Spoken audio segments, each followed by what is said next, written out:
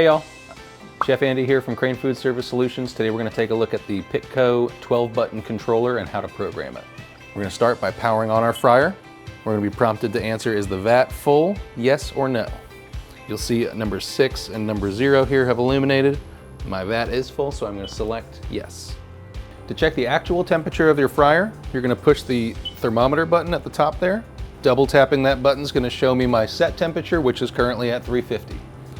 Setting our temperature for the fryer, it's going to be as simple as pressing the P key, then the thermometer icon, and then we'll type in our desired temperature. Press the P key again 2 times to return to operation. To check the parameters on a given program, press the clock icon and selected product. To program any of the timers or action keys to lower a basket, we're going to hit the time icon. L through 5 will control the left lift arm. 6 through R will control the right. And if we are not working with auto lifts, these buttons will serve as timers. Again, L and R will also be programmable functions. That's why we have our 12-button control.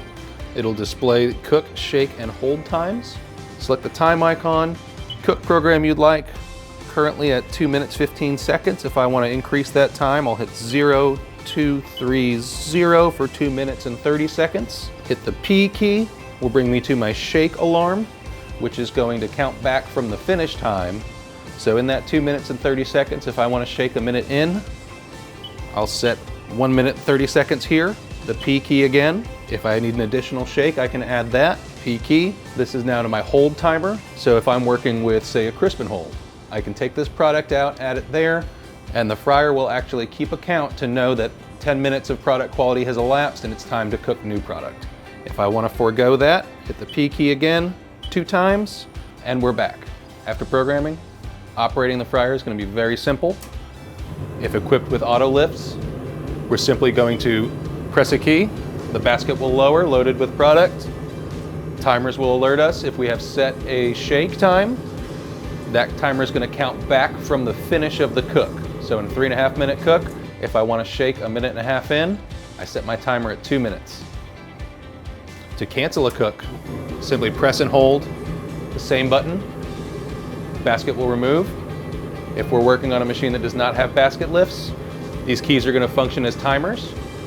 So we'll push that button again. It'll start the timer to drop a product in manually.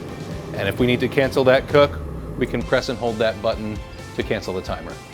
From the ready cook position, our last important function to cover on the 12-button control is going to be filtration. Push this center key here. If we're using onboard filtration, the readout is going to ask me if the filter pan is in place, to which I would push the yes key. After pressing yes, the oil from the vat will drain down to our filter drawer and it can be recycled back up to the cook tank. Entering boil out mode on the 12-button controller is going to be very easy. After emptying and cleaning the vat, fill it with water. The temperature probe within the machine will know that the liquid that has been added to the tank is not exceeding 212 degrees, meaning that it's water and not oil, which you will be prompted to press the 0 key to enter into boil out mode. If you have any questions or need any additional information about the 12-button controller from Pitco, please reach out to myself or one of your Crane reps and we'll be happy to help. Thanks.